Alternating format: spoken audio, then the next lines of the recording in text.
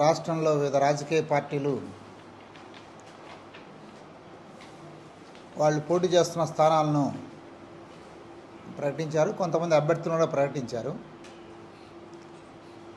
రాష్ట్రంలో ప్రాథమికంగా CPI CPM రెండు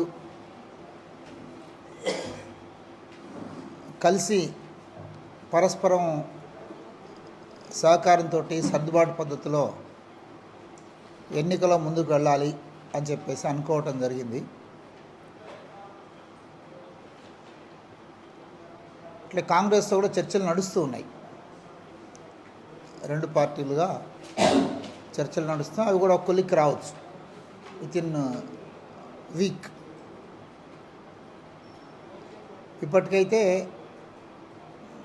సిపిఐ సిపిఎం రెండు పార్టీల మధ్య ఎవరు ఎక్కడ పోటీ చేయాలా అనేది పరస్పరం అంగీకారం కుదిరింది. ఆ రకంగా సిపిఎం పోటీ చేసే చోట సిపిఐ బలపరిచే పద్ధతిలో, సిపిఐ పోటీ చేసే చోట సిపిఎం బలపరిచే పద్ధతిలో రెండు పార్టీలు కూడా ఒక ప్రాథమిక అంగీకారానికి రావడం జరిగింది. అందులో భాగంగా మన జిల్లాలో కర్నూలు నియోజకవర్గం సిపిఎం పోటీ చేసేందుకు ఇరు పార్టీలు నిర్ణయం తీసుకున్నాయి. రాష్ట్ర రాజకీయాలు మనం పరిశీలిస్తే ప్రధాన పార్టీలైన తెలుగుదేశం, జనసేన, వైఎస్ఆర్ పార్టీ ఈ మూడు పార్టీలు కూడా ప్రత్యక్షంగా తెలుగుదేశం, జనసేన, పరోక్షంగా వైఎస్ఆర్ పార్టీ ఈ మూడు పార్టీలు ఈ రాష్ట్రంలో బీజేపీని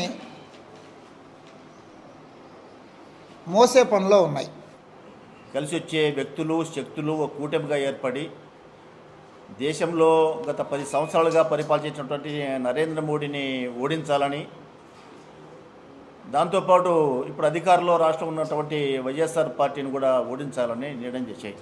దురదృష్టవశాత్తు రాష్ట్రంలో అధికారంలో ఉన్నటువంటి జగన్మోహన్ రెడ్డి ప్రభుత్వానికి ప్రతిపక్షంగా ఉన్నటువంటి చంద్రబాబు నాయుడు కూడా జగన్మోహన్ రెడ్డి గారిని ఓడించాలా, నరేంద్ర మోడీని ఓడించాలా అనేటువంటి ఆలోచనతోటి ఉంటాడు, మా అందరితో కలిసి వస్తాడని భావించారు. కానీ చంద్రబాబు నాయుడు, పవన్ కళ్యాణ్, జనసేన పార్టీ పరిగెత్తి ఢిల్లీ పోయి నరేంద్ర మోడీ సంకల్లో ఎక్కారు. జమిలీ ఎన్నికలు ఒకే దఫా మూడు స్థాయిల్లో ఎన్నికలు జరగాల అటువంటి జమిలీ ఎన్నికల కోసం పోతున్నాడు.